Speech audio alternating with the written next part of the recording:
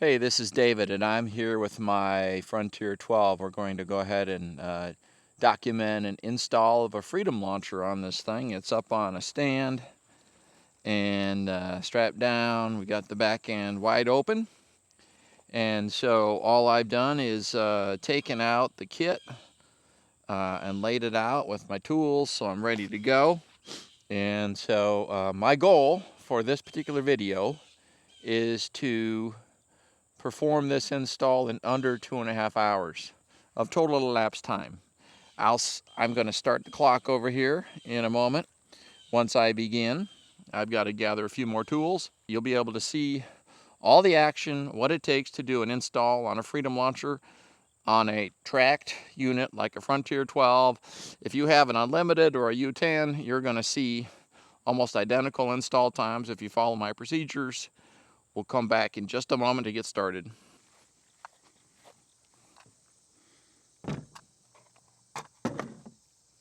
And so here we go. I'm going to go ahead and start the timer and let that baby run, and we're off to the races with this particular install. Okay, so first thing I'm going to do is I'm going to be assembling the handle kits.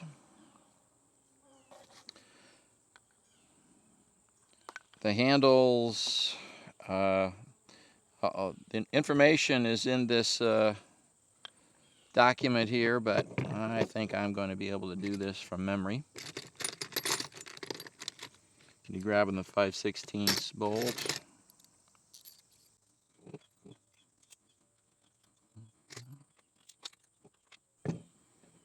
And just one thing to note, this will be the left-handed handle.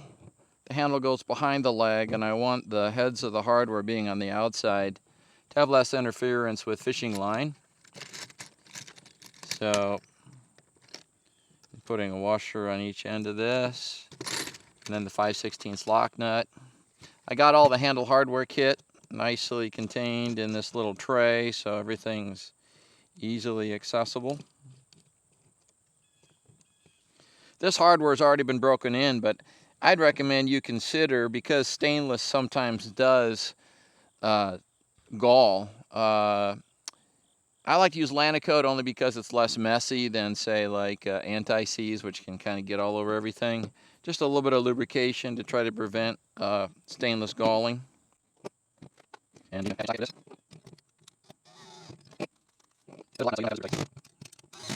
assemble the handle. With the head bolt for the outside, work my way inside. Sometimes very hard, the really tight. The washer and the bolt. So, one more washer, and place it there.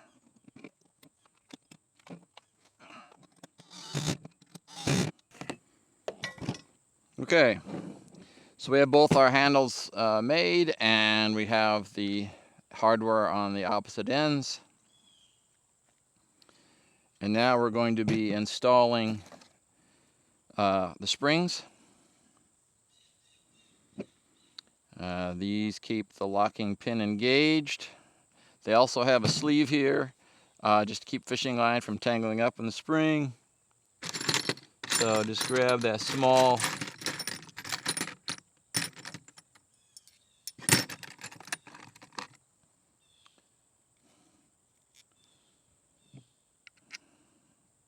regular washer, and the spring goes in the pocket. Sorry, backwards. The spring goes in the taper. Sorry, the screw goes into the taper. Spring goes into the pocket, and then look for the smallest lock nuts, the 1024s.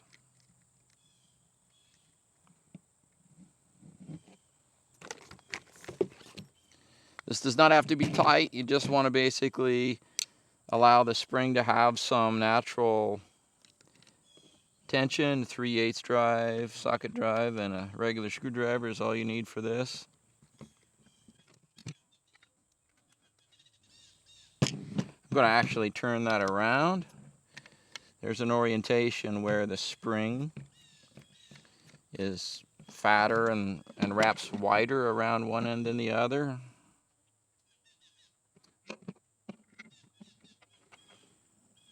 you want the side with more openness to be towards the nut. So pull spring.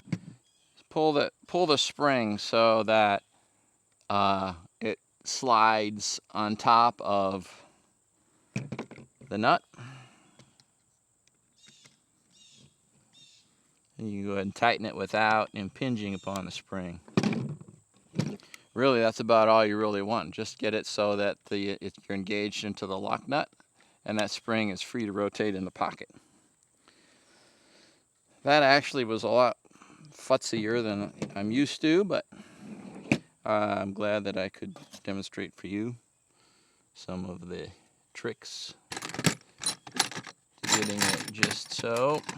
Like so.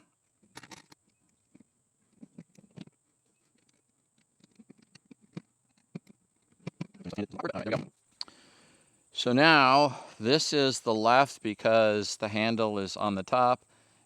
Heads are to the left, and look and see where you have a left-handed leg. It's going to be marked on the inside. And this says 8 left. That's at 8 right, so this has got to be 8 left. It's actually been worn off a little bit through use. You're going to want the shorter of the two 5/8 pins, the 3-inch.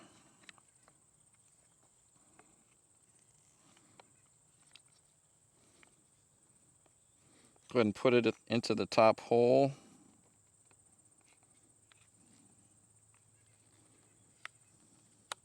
There you go.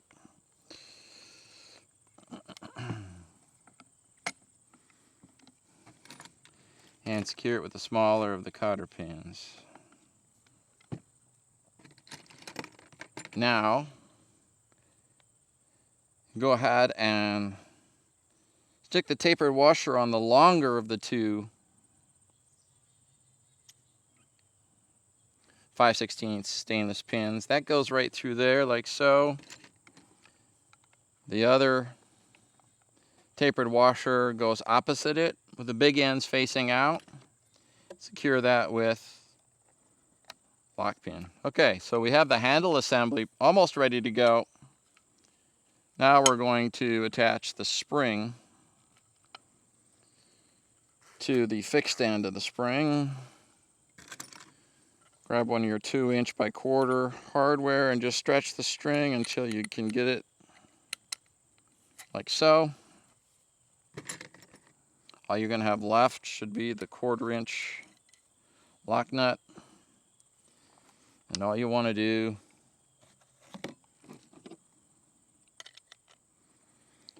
is just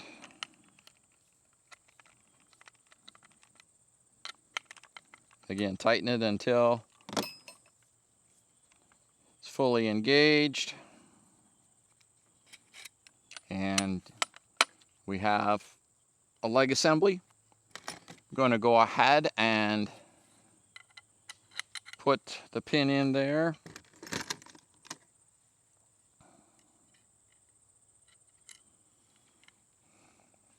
We're going to call that good. You know what? I've got these pin heads in the wrong position. I want all the heads on one side. So go ahead and turn that around. All right. Now, one thing you can do to avoid what I just did is to go ahead and put everything together before you're there and make sure the heads of all the hardware are on the one side that you prefer.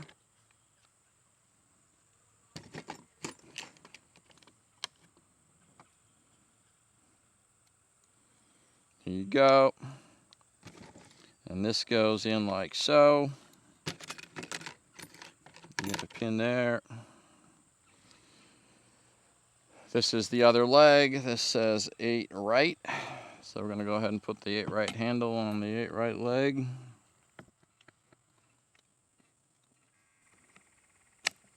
Here we go.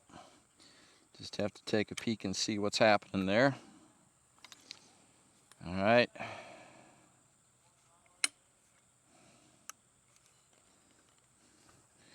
And then we take our 2-inch by 1/4 And put it in the lower spring hole. There we go. So we have 2 handle assemblies all ready to go. I'm going to set those aside.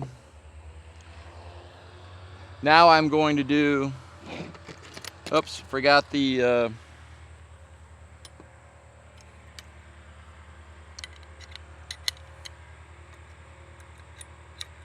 leg pivot pin. All right, so that tray is empty. Got everything done there. Thank you, neighbors, for chopping your trees down tonight. Sorry for the distraction. We're going to keep plowing forward.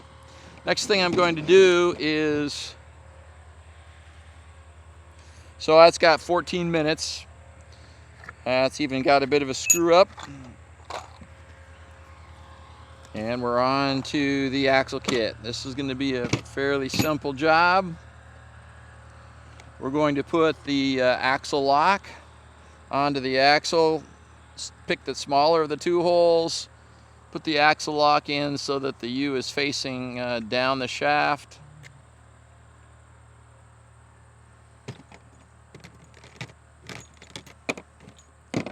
Then grab the 1024 hardware and the lock nut. And go into place. Right. So that's what an axle assembly is going to look like with the wheel in between. We got that together. We'll put it by the wheel and we'll do a second one just like the first one. There's no orientation. These are universal left, right.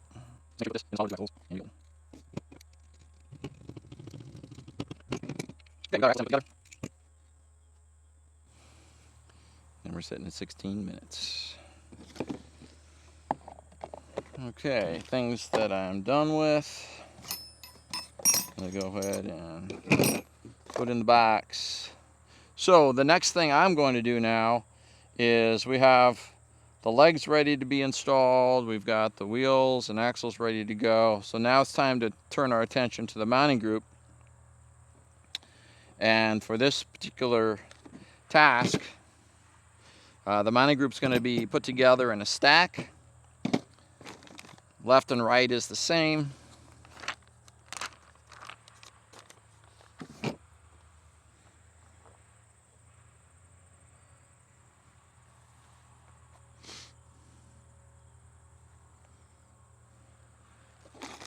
I'm looking for my hardware. Here it is.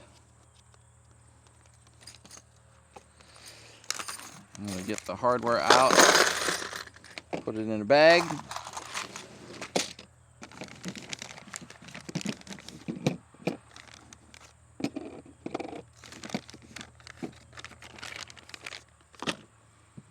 So the stack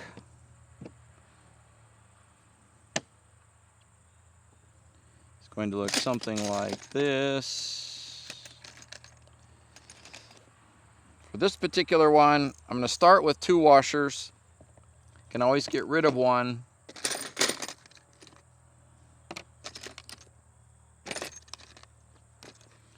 Grab the 2-inch socket head bolts. Put it in like so.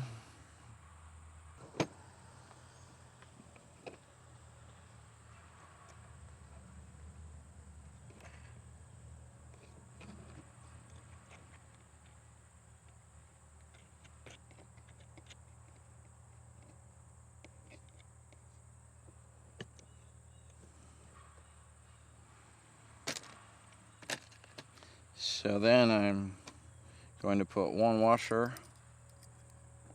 on the end of the long bolts. Slide them in from the bottom into the bottom pocket on the long piece. Now for the, I need these. This is the only difference is the F12 needs an extra inch of spacer, so I've got these round spacers. For the U10, you'll just eliminate adding that to the stack. And then we're going to grab the Gorilla brackets and slide them on like so.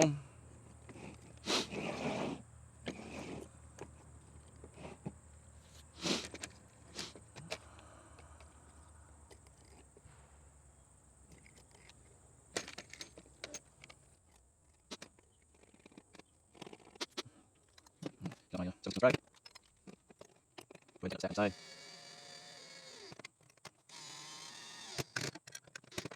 I just remembered I forgot to get a 3/16 Allen key to tighten these socket bolts. So I'll be right back to get that.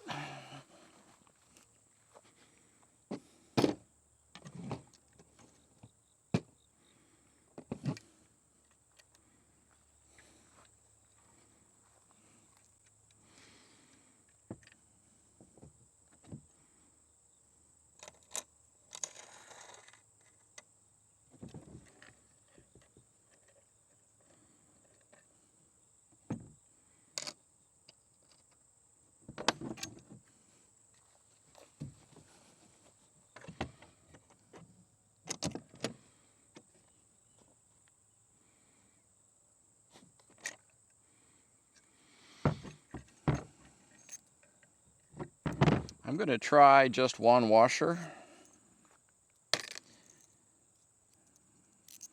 It just feels like maybe it would catch the track nut better.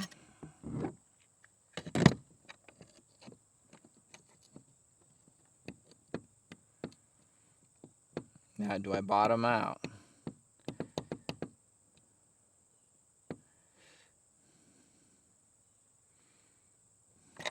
I do bottom out, so I checked to see if it would bottom out, and I'm going to go ahead and put that second washer back on.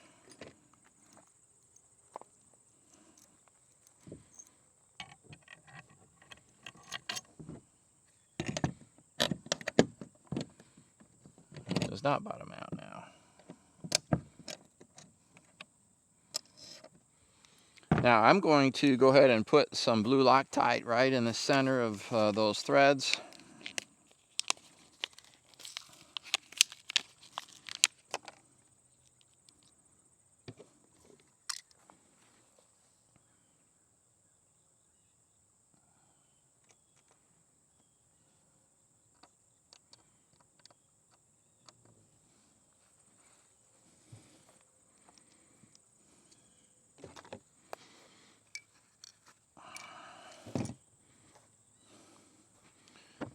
All right. Get the front one started.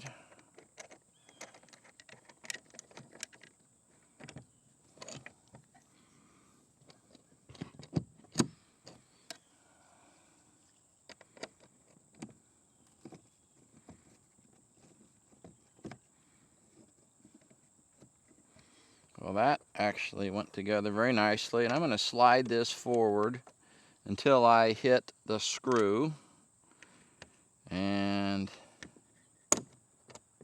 which seems okay.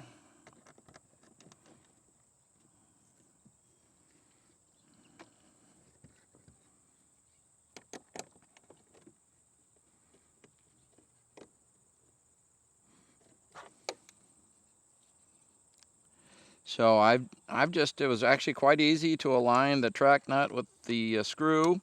I tested to see if I would bottom out the track, and I did with only one washer, so I'm using two washers. Two washers are provided in the kit because you don't want to bottom out the screw on the bottom of the track, but you do want to tighten it up to be snug against the track nut. It doesn't have to be super tight as long as the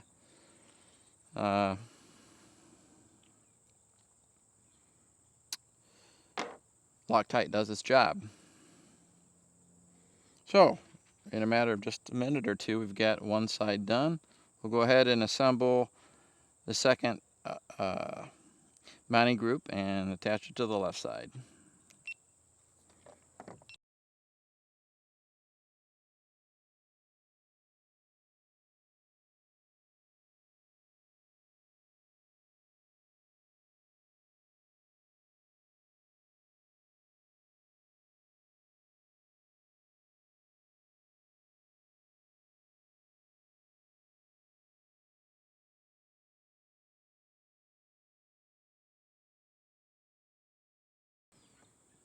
I'm going to go ahead and just give it a little touch, but again, You don't need to torque this down super tight because the plastic will flex a little bit.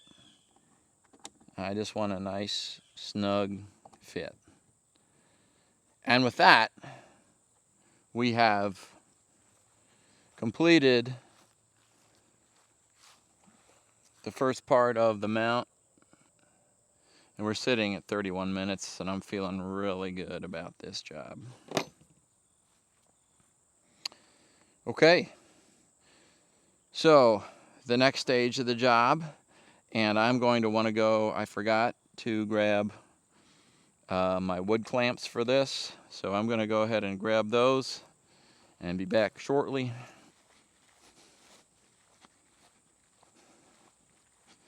Okay, it's time to turn the kayak angle, or the camera angle. All right, so I'm going to be, on this particular one, I'm going to choose to put the finished end of the crossbar on the left, and then machine the right in front of you out here in the field. I'm just removing the protective wrap on the crossbar group. It comes with some tooling as well as the opposite end cap. The crossbars come with plenty of excess material so that it will fit a wide variety of kayaks that pick a particular leg sweep angle. And you can just slide this off as you choose. Beware that the powder coat can scratch. I'm going to go ahead and remove this tie wrap. It's there to ensure that the end cap doesn't fall off when the assembly bolts are not in it holding them together. Now it says front, so I want to slide it in so that it is like so. And now what I'd like to do is install the left-hand freedom bracket so I get the spacing side to side right and the leg can sweep appropriately. I'm going to go ahead and take the tape off. Go ahead and put that bolt on. There may be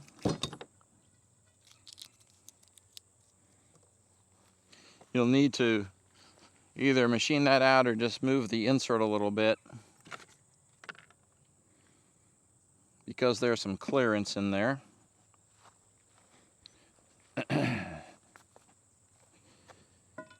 I'm going to see if I can scoot it back.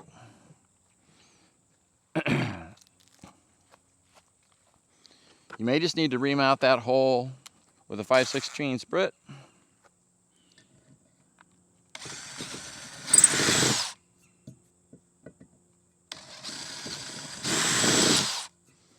Because of the stack-up tolerances between the insert and the bar. There we go. Okay. Right. I'm going to go ahead and put a washer, a lock washer, and a nut on the bottom ends of this 5/16 hardware. And that'll be I may not work them. Not work yet. At least something together.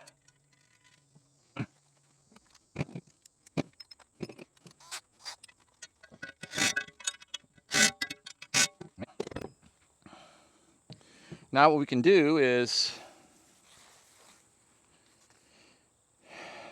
install the left leg.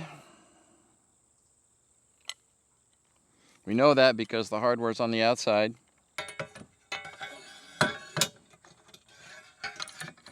Remove the leg pivot pin, slide it in like so. I know the crossbar is just flopping around. and that's okay for now.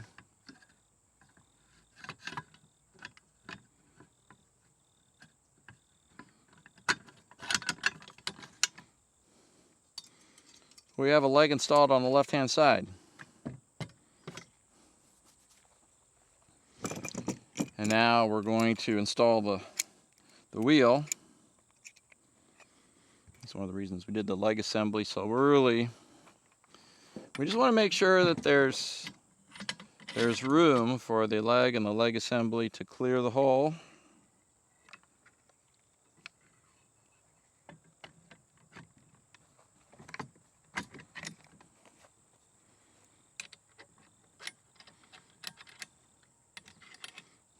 While at the same time having a pretty nice tight fit. I'm just going to push down like so and sweep it. I like to see about an inch of clearance here just to be safe. I'm putting my finger in between, and I like that right there. And so I have a piece of masking tape, and I'm going to basically say that that tape lines up with the Gorilla bracket and says this is where I want the crossbar, right there. That gives me clearance, no problems, just like so. So, all right. Now, the wheel's done its job, at least temporarily. I'm going to remove the wheel and the leg assembly while I finish installing and machining the crossbar. Machining as in we're going to drill 6 holes and cut the end. And take out the leg. Pop out that pin, slide it out, and the leg comes out just like that.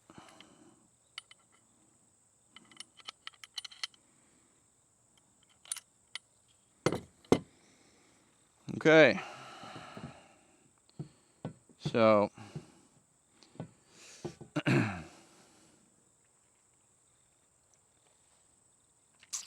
I want those 2 clamps.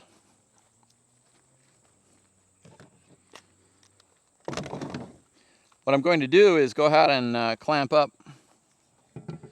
the crossbar so that I'm ready to drill the 4 holes that sandwich that crossbar right where it needs to be.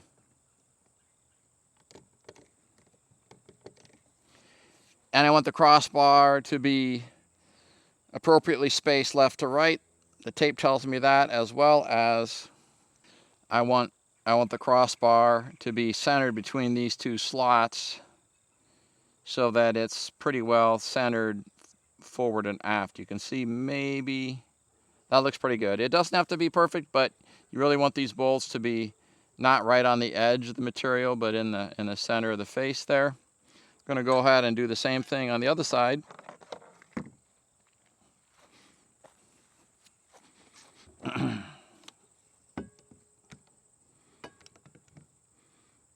Here I can really just focus on front to back centering.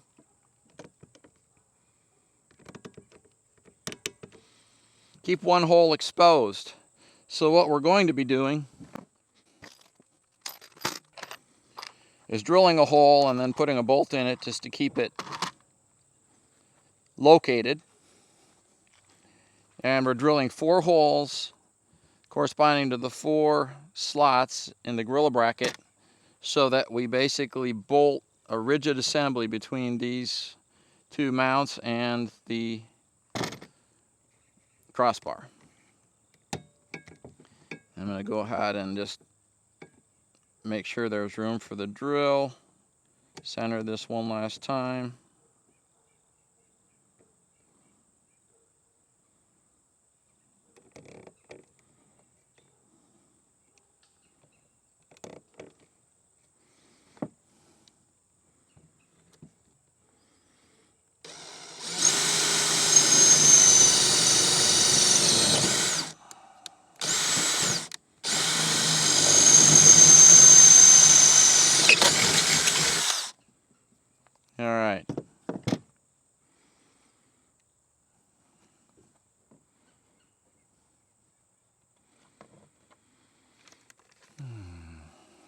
go ahead and get my little vacuum to clean things up.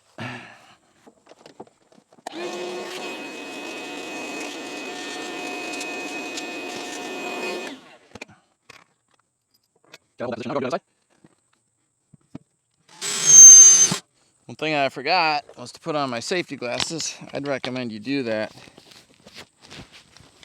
for this operation especially. Maybe even some gloves, because those shards of aluminum, if you touch them, they'll bite into you pretty good. So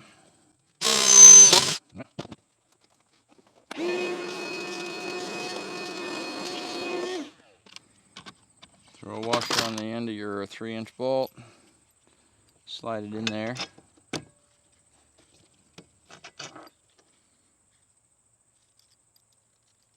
It's like I might have a little bit of a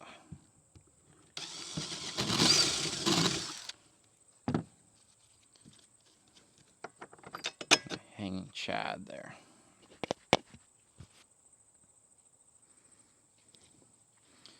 Actually, now I'd recommend go ahead and putting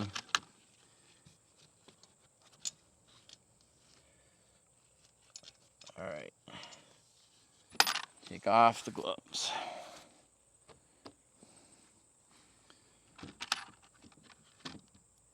Putting some hardware washer first, then the lock washer, then the nut.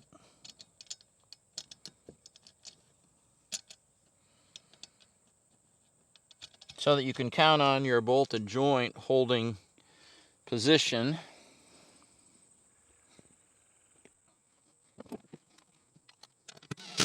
For cold drill, I think it's really nice to have a stake where you put.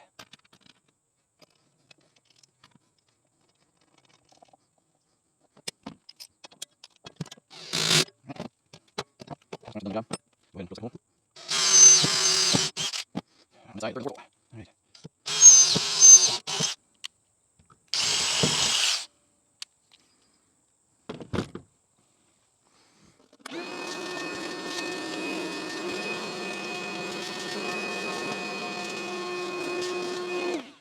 Right. So, the rest of this hardware put together.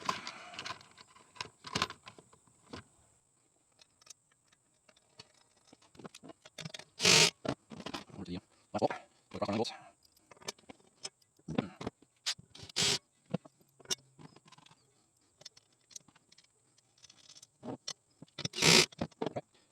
So now we have the crossbar mounted. I might go ahead and check those bolts and give them just a little bit of a snug, but keep in mind this tube is hollow right here, so you do not want to use any sort of torque spec on these bolts. Just comfortably snug will be good enough. So now what we want to do is replicate this measurement here from the edge of the outside of the gorilla bracket to the end of the tube, not counting this end cap, and measure that same distance on the other side. And that is how we're going to make this symmetrical. So let's go and get our tape measure.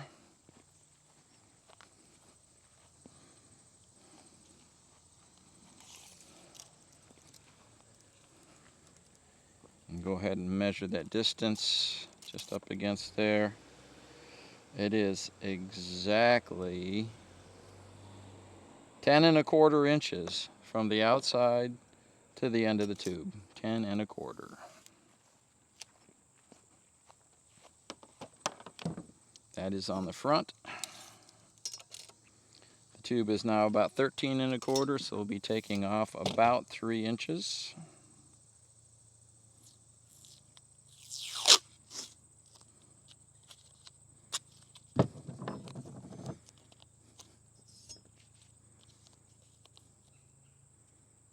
Let's see if I do that about right.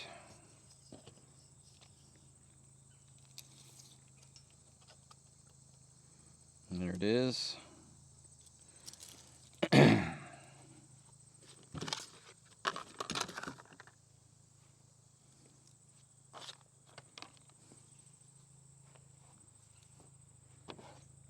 There's my marker, right? It's buried.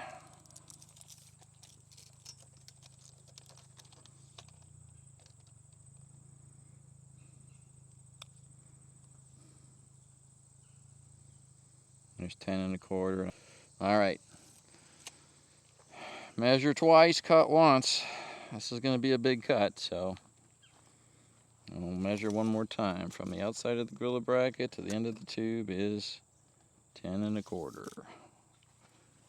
And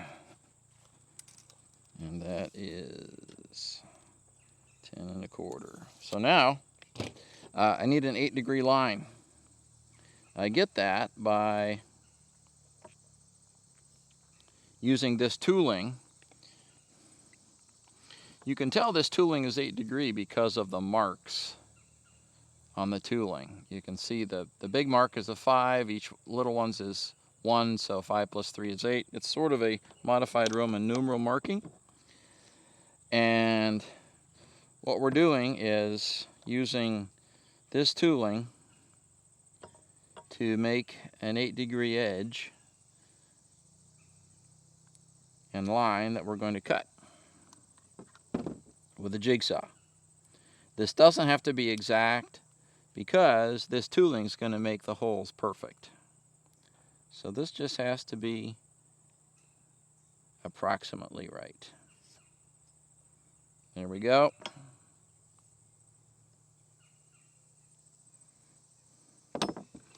There is our 8-degree line.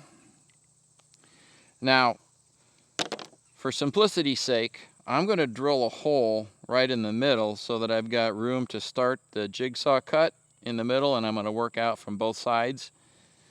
It will be a cosmetic dimple. It won't matter at all from a functionality standpoint, and just as a way to make this easy, that's how I like to use the jigsaw method.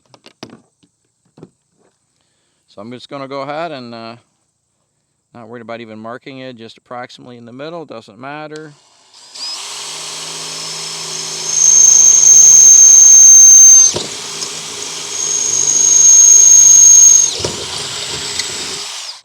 That is a starter hole for the jigsaw.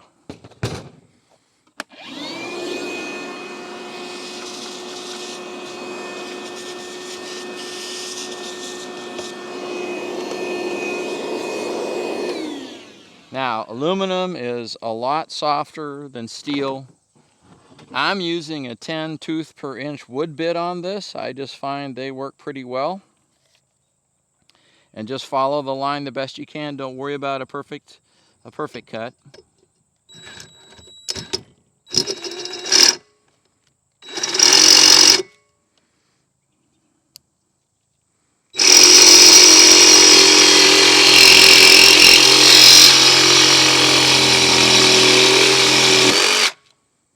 It took about 15 seconds to get through half of it.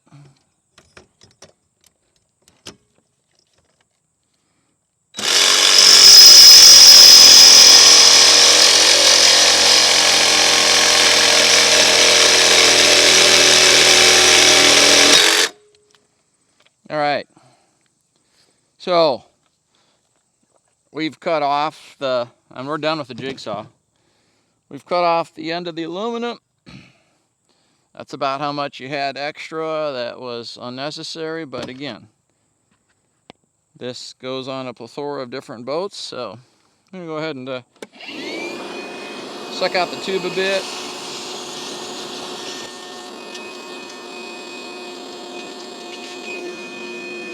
All right, don't give us a take time.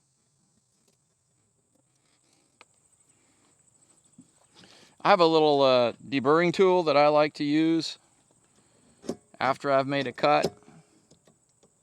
It really works better on the inside, but I'm going to try to mess with the outside a little bit too.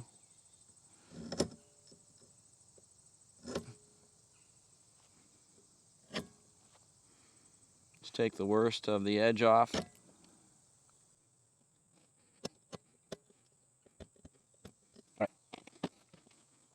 Okay. Now, the tooling that I was talking about, this is where it really comes in, is this tooling slides onto the end of the the tube, and it has these 2 precision holes that match up with the freedom bracket to give you both the right spacing and the right angle. So just go ahead and slip it on, make sure it goes to the very end of the tube. I like to just make sure it doesn't go anywhere by clamping it. Look down to make sure that the tube is where it needs to be. Again, your 5/16 bit is your friend. Go ahead and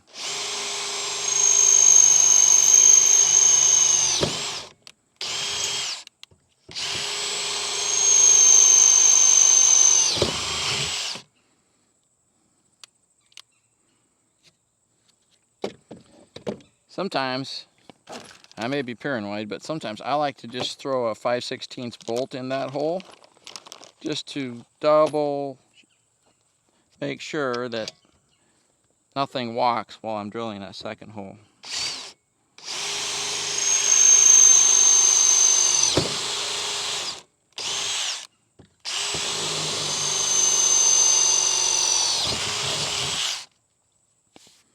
All right,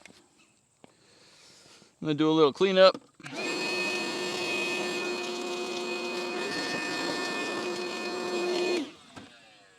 Okay, that is the big job done. Getting that crossbar mounted and exactly the way you like it is a big deal. And the tooling is what really saves the day and makes this job quite possible and doable. We'll go ahead and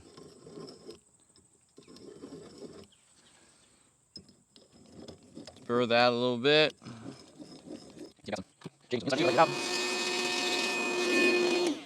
Awesome.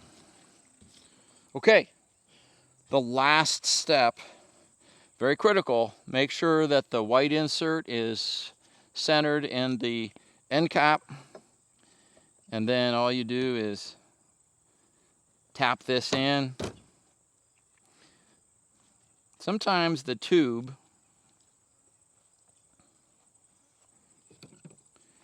can actually be a little undersized.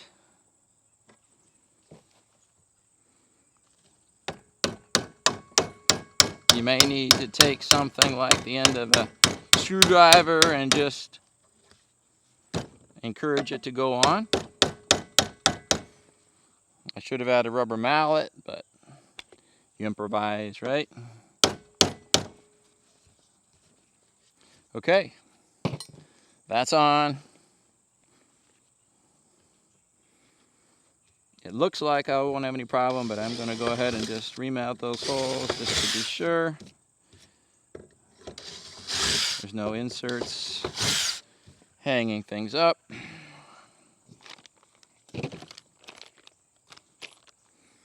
And now it's time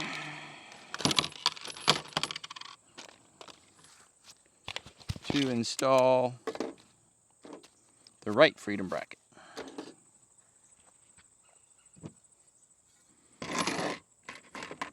These are 1 3/4 bolts. There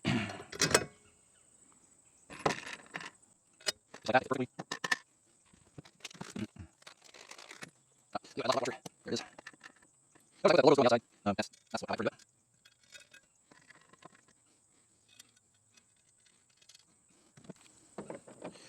You'll go ahead and get initially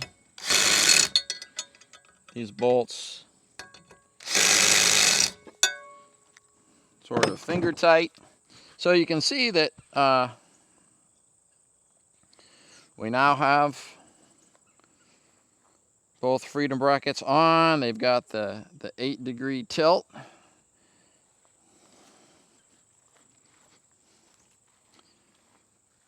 There is the left side and the right side.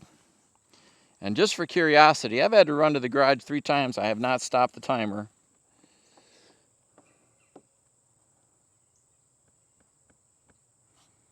We're at 1 hour and 7 minutes, guys. We're going to be blowing my target way way out of the water.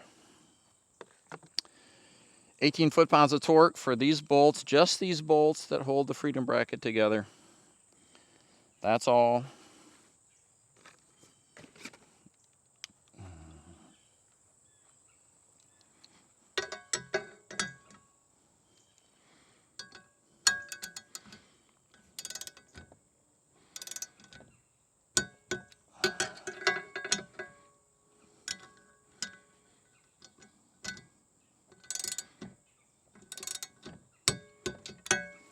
Okay, that's one side done.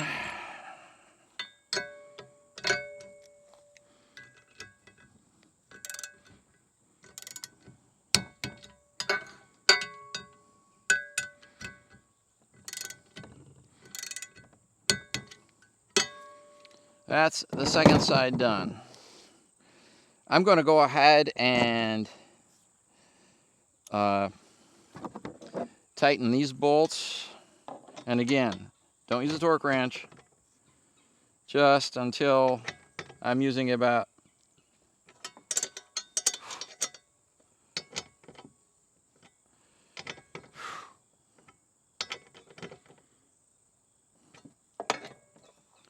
all right.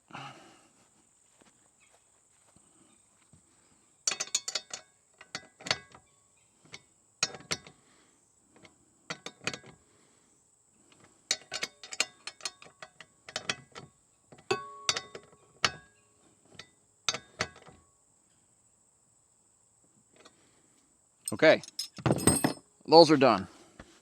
So we have essentially completed the install of a Freedom launcher on a Frontier 12, all while we're out here in God's green creation, enjoying nature and everything else. All I have to do is install the legs.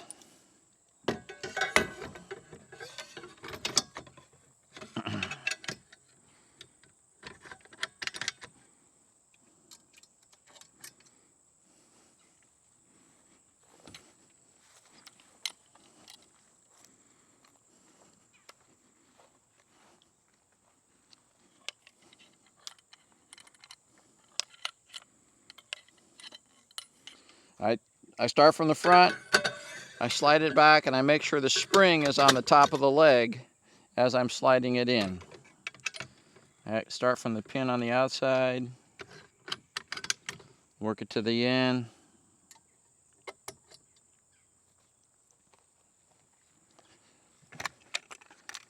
And the legs go on, or the wheels go on simply by sliding the axle from the inside out, putting the spacer, ugly side in, and the legs go on.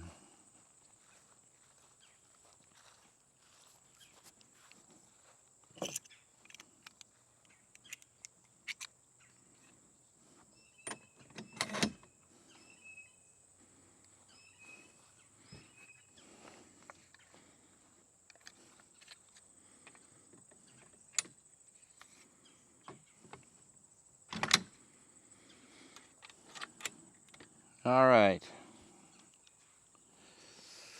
Very good, gang. Well, listen. This Freedom Launcher, I can't believe it.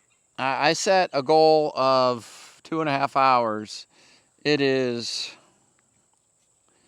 1 hour, 11 minutes, and 40 seconds. I've got some tools to clean up, but the wheels are on, and I'm going to demonstrate how this baby works on this Frontier 12. All I'm going to do is take my drills out of here, my tools out of here.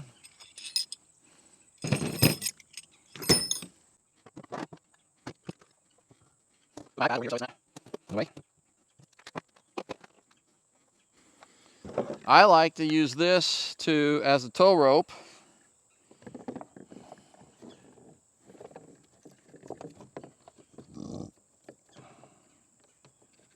When I have motorized intentions to pull folks with. Go ahead, back a little bit.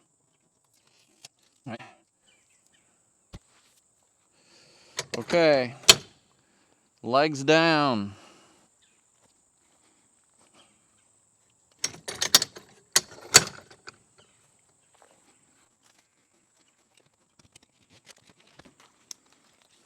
What do you think? Is it going to work? I think so. I think so. I think it's going to work just fine. Here we go, gang. I'm going to go ahead and slide our kayak stand out of the way. So you can take a look at the Freedom Launcher that we just installed in 1 hour and 15 minutes while you were enjoying your cup of tea.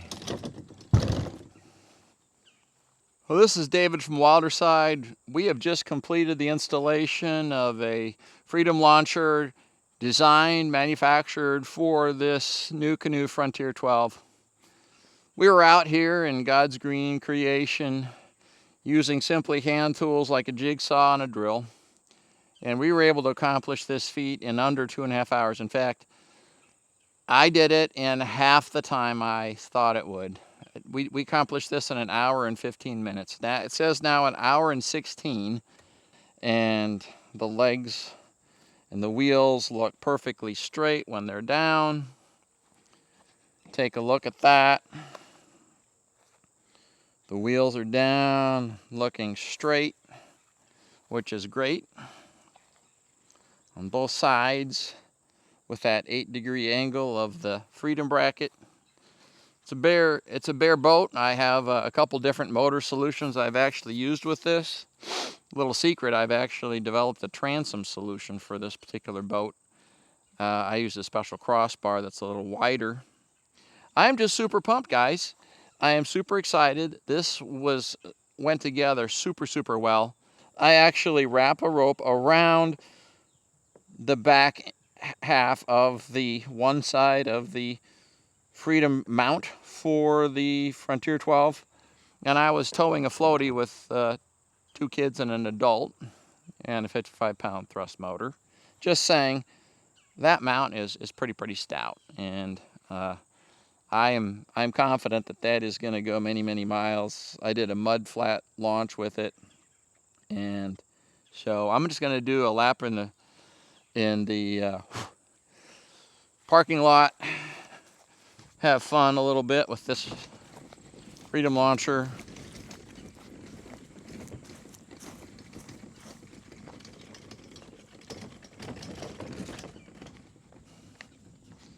You can take a look at it rolling back there.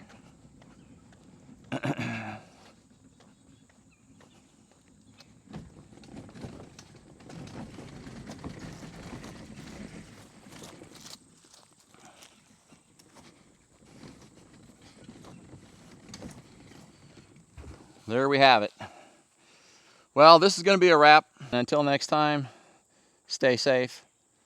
Tight lines, y'all.